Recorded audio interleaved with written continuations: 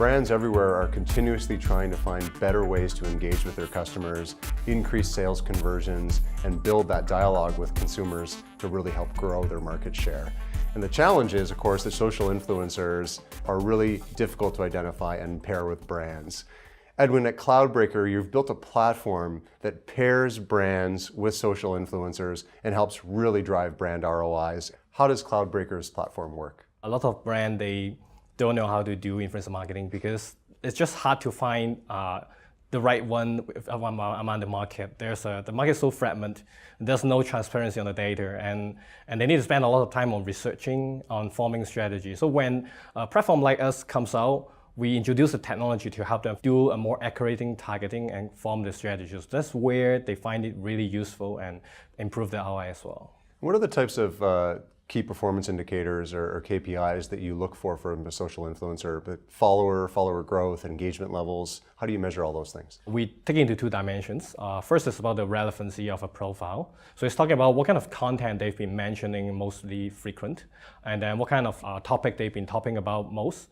And then secondly is about the performance and the engagement of this channel, and which means how many people they are reaching to and what kind of growth this channel has and how frequent they are posting. So this kind of information help people understand who they are and what kind of how active they are and who they're targeting as well. One of the challenges is that it is very fragmented, as you say. You've got about 100,000 and growing social influencers on your platform already.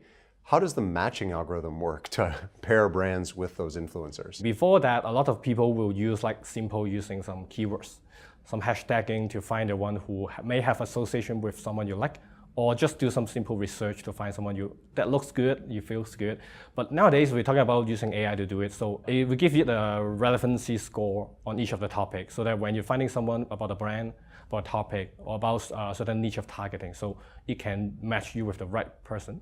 And then the second, we talk about some ranking of this profile, about how relevant they're in each of the topics, and how active they're in terms of the channel. And of course, maybe how much they may be charging when they create a piece of content with someone, with a brand. So that comes with different metrics when we find someone match, and then we rank them to give the brand the best selection of the portfolio of people that they would like to engage. Understanding exactly what the engagement level is and how beneficial it is to the brand is very challenging. So you're incorporating artificial intelligence using natural language processing to try to measure those levels. How do you do that? When we first start, the first thing we do is we need to study what people talk about most frequently across different social media channels.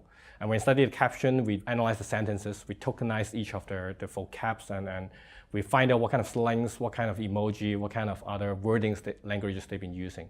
So that helps us understand and break down each of the topic into cluster. So it helps us understand what people are truly talking about. So it's no more about matching the keywords, it's about matching what kind of topic, the group that they've been talking about.